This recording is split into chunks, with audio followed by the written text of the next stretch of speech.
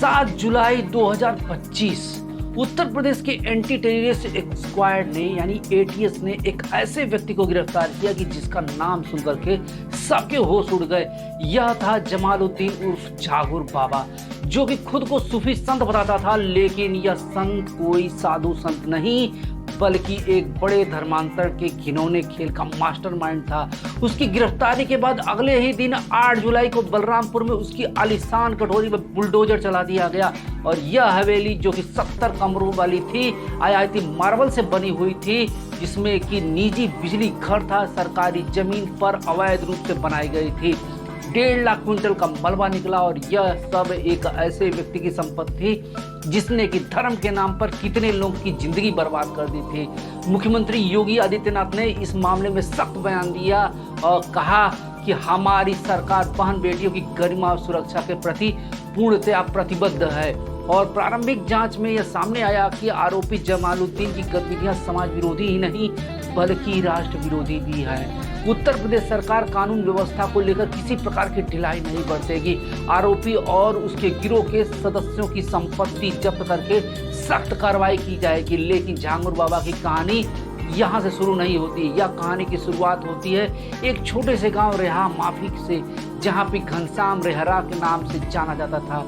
वहां से वह मुंबई चला गया, जहां पर उसने वर्ली के हाजी अली दरगाह के पास रत्न और अंगूठियां बेचना शुरू किया।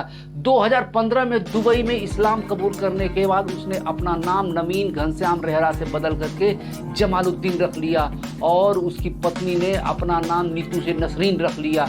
बदल भारत लौट आया और यहाँ पर उसने अपना खुद को हजरत बाबा जमालुद्दीन पीर बाबा के नाम से पेश किया।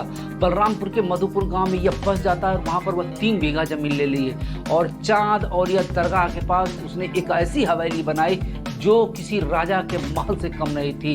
70 कमरे, मार्बल, सीसीटीवी कैमरे, बिजली से लैस दीवारें और एक गुप्त रूम और यह सब उसकी शक्ति और धन का प्रतीक था।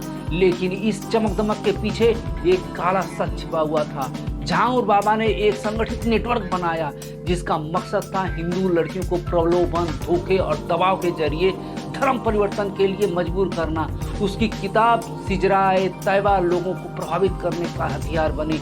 उसका तरीका था लड़कियों को झूठे प्यार के जाल में फंसाना और उसके साथी हिंदू नामों का इस्तेमाल करते, जैसे कि अबू अंसारी अमित बनकर किसी लड़की को लुभाता और फिर उसे दरगाह पर ले जाया जाता, जहां पर दबाव और धमकियों से उसे इस्लाम कबूल करने के लिए मजबूर किया जाता। एक पीड़िता गुंजा ने बताया कि मुझे अलीना बनाने के लिए कहा गया, वरना मेरे परिवार को खत्म करने की धमकी दी गई। उसके नेटवर्क में अलग अलग जाति के लड़कियों के लिए अलग अलग कीमतें तय थी। ब्राह्मण क्षत्रियों की लड़कियों के लिए 15 से 16 लाख रुपए, ओबीसी के लिए 10 से 12 लाख रुपए और अन्य जातियों के लिए 8 से 10 लाख रुपए।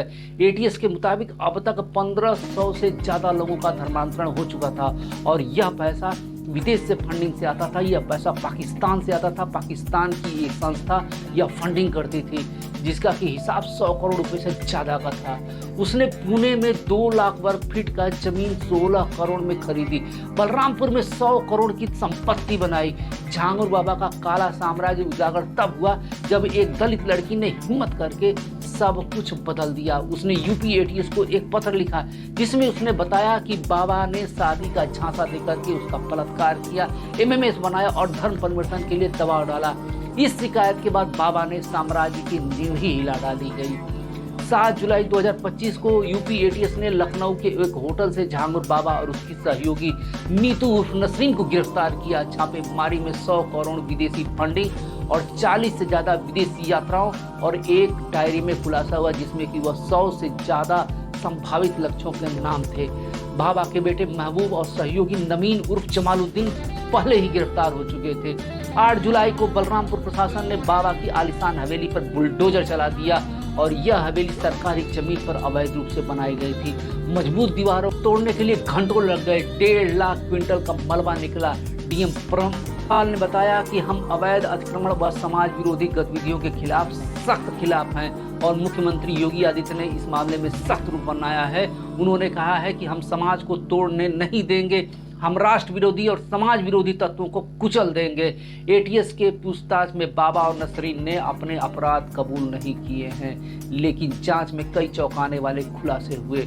पुणे में जमीन के सौदे में कोर्ट कर्मचारियों के परिवारों की संलिप्तता पाई गई, इसमें विदेशी फंडिंग पाई गई और एक प्रस्तावित दावा केंद्र की योजना है, और यह सब एक बड़े अंतर्राष्ट्रीय नेटवर्क की तरफ इशारा करते हैं। ईडी और अन्य एजेंसियां अब इसकी जांच में जुट गई हैं। कहानी एक चेतावनी है, कैसे एक आध्यात्मिकता का मुखौटा पहनकर कोई व्यक्ति समाज को धोखा दे सकता है।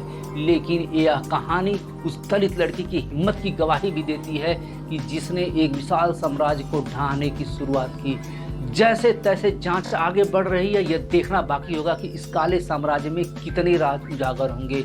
यह मामला धार्मिक भावनाओं और सामाजिक तनाव से जुड़ा हुआ है और इसे सावधानी से संवेदनशीलता के साथ समझने की जरूरत है।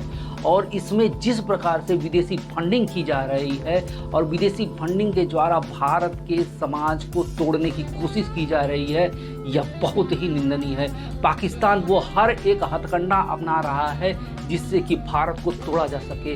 तो इसलिए हमें सावधान होने की ज़रूरत है और सतर्क होने की ज़रूरत है, ताकि हम जैसे बाबाओं को उनके सही जगह पे पहुंचा सकें, यानी उनको जेल में पहुंचा सकें। विश्लेषण कैसा लगा? अगर आपको मेरा विश्लेषण पसंद आया तो कृपया मेरे चैनल को लाइक सब्सक्राइब कर दीजिए, ताकि आपकी मित्रता और मेरी मित्रता बनी रहे। धन्यवाद।